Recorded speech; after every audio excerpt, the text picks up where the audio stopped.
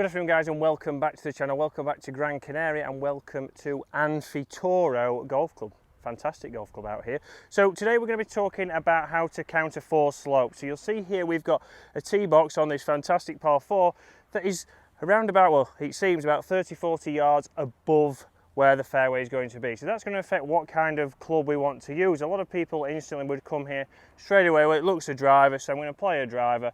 I'm on holiday, or even if you're at home on your course, you go and play somewhere and you don't know, could easily hit it too far. So I've got my Milliseat rangefinder where I'm going to be able to have a look here with the slope on the rangefinder. I can start to see that the end of the fairway is 280 yards, but downhill it's actually playing 250, so it's 30 yards shorter than what it would be. So for me, if I hit driver, I'm going to run out there. But if you was off the yellow tees, this is the same, they are a little bit lower. You might have 20 yards difference. That's going to affect which club you use. So instead of using driver on here, I'm going to go with my iron, I'm going to go with my 4-iron. I know that should give me around about 220, 230, which would leave me a nice shot into the green. So we have to be aware that when we're doing this and we're out on the golf course, you have to take that into account. Luckily today, there's not as much wind as when we played earlier on in the week here on my holiday.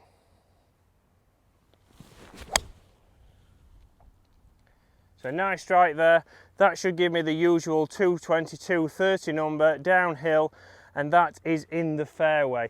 For example here, if I do take driver, I'm going to have to take a totally different line, and that's going to make me potentially lose the ball into the stuff. Yes, we want to be aggressive on some holes, but that's the narrowest part of the fairway over on the right hand side, and if I go there, I'm more than likely going to try and guide that. I'm potentially going to lose the ball, and on a hole that isn't too long, we could lose shots. So down here in the fairway now, we need to make sure and see if there's any slope upwards here, because we're now maybe going up towards the green.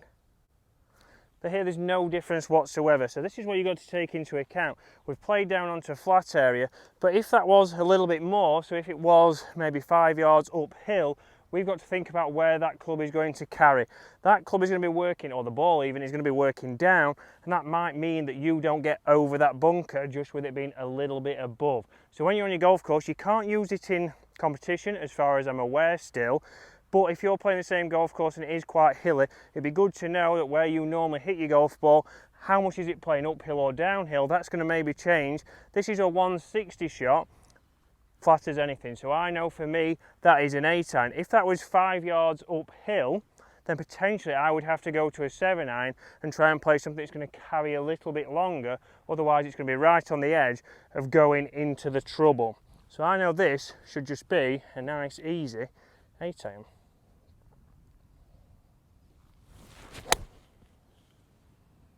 Started a little bit right. That's flirting with the bunker, it's on the line of the bunker, but that has carried over the bunker, so that's where I know that my carry numbers will still get me over, even if I send it out a little bit to the right and not towards the flag. So up on the green we can see that ball is pitched there and ran out 2 or 3 yards, but if we look in regards to where the flag is, that has pitched banging line at 160, so that was what I was expecting to do. I didn't mind being a little bit past the flag and coming back, but pushing it a little bit right, because I know that that was a flat shot, it was 160, I've been able to judge exactly where I need to land it, and then the ball is giving me a chance at a birdie. So we'll line this up and give it a go, and then we're going to show you the next hole is a par 5 uphill, and show you how it affects when you're pitching. So pitching is a big thing to be affected when we're going uphill. It's a good roll. Has it got the legs? No. But a nice easy 4. Let's move on to that par 5 and let's show you how long it's actually playing.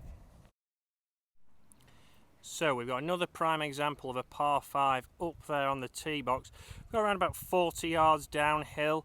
So straight away you might not be hitting driver off the tee, you might be hitting 3-wood to get you a long way down there. Again, it's going to run down there. Then once we come into this green here, we want to be thinking about, right, it might be 220 yards, which might normally be a 3-wood, but playing downhill, it might only be playing 190 potentially, so it might be dropping you down 1 or 2 clubs. And that's what you've got to think about when you're playing on those kind of courses, even back at home, plenty of slope. Big slope's going to make it obviously a huge difference, but even 1, 2, 3 yards is very important to your carry numbers. Uphill par 5 on the back 9 here at Amphitheatre, and we're starting to see that this is 450 yards, so instantly people say, oh, it's a short par 5, I'm going to give this a bit more, I'm going to try and get up there, this should be an easy birdie. But if we Bushnell to the middle of the fairway, straight away just to the fairway, we are looking at, it's playing 30 yards uphill, so 30 yards just to the middle of the fairway. If I Bushnell up towards the edge of the green, which is around the corner, but let's have a look, we're looking at 50 yards in total. So this hole plays 50 yards uphill, so straight away there, I could hit a great drive, but I still might not be able to reach. And as a result, just because it's a short par 5, we don't want you to be swinging any harder and trying to get that ball further up there so you can reach.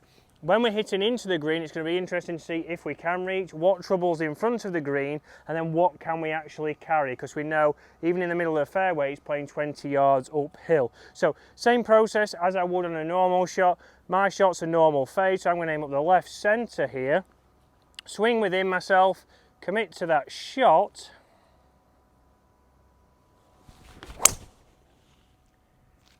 and that is going to come and put me in a good position. Straight away there, because it's uphill, the ball flight looks like it comes out very low. And this is when we start to see people think, oh, I need to see it a little bit higher. That's come a little bit low. That should be a lot more in the air than what I've just seen, but it's not. Just because of the slope, the ball flight is going to look lower. Relate that back to your strike. I've struck that straight out the middle, hit it very well for a change, and that's straight up there where I want to be. But let's see how far we've got in, bearing in fact this is only a 450 yard hole. So a good drive into the middle of the fairway. If we look at the flag, which I just can see the top of, we have got 227 yards, playing 247. So a good drive off there, gone around about 270 off the tee if we're playing it as a 500 yard hole. Left me around about 230 actual number, but up with the slope we're now looking at 260, so it's still a long way in there. That's going to be a good 5 wood for me, so it's a full club. I've seen on the buggy screen there is a couple of bunkers, so now we want to be playing and favouring up the left for my normal shot. It looks quite narrow up there. I have played here before. I know it's not obviously the widest of greens, so I'm going to play safe. I'm going to play something like a 4-iron up there, put myself into a position where I can pitch on and give myself the best chance of a birdie. Just because it's a short par 5 doesn't mean I have to go for it. So 4-iron straight up here, just left of the flag.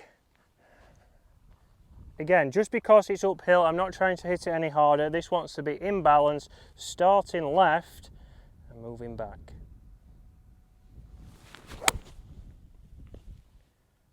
Started probably left centre, it's faded up the right, but that's left me a pitch shot in, but probably a little bit shorter than I wanted, but it's a safe play. Not the best of strikes, it's left me 40 yards to the flag, but you can see what I mean. There's a lot of trouble here just to the right. It is a hazard, but it is mountainous. It's not where you want to be. So it's left me a little bit short in a wider area here. The fairway is wider, and now I can just pitch on and try and give myself the best chance.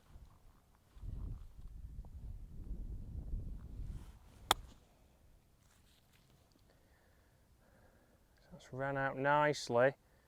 Should leave me around about 5 or 6 feet, so I've given myself a chance. So we know for a tour player it is 75% mate rate, so that would be 3 out of 4. For your average golfer, you're probably looking at 1 in 4, maybe 1 in 5, so don't beat yourself up, but give yourself those chances. 6 feet for the birdie, so we know tour pros would be backing themselves from here, but you as an everyday golfer, let's just give ourselves the best chance. So I've got this just outside of the left, go through my normal routine.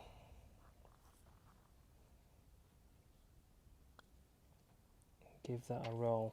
So a birdie there. We've judged those 2 holes, a downhill hole and an uphill hole, very well there. If I'd have missed that and got out with a par, that would still be a good score. I'm not beating myself up on the next hole just because it's a short par 5 relatively, if you're not including the slope. A tough hole there here at Amphitheatre. So those have been 2 different holes how to play with your slope. So use the slope on your rangefinder to your advantage. So in tournaments you know which club to choose. So guys, hopefully that's helped you. We'll see you again later in the week.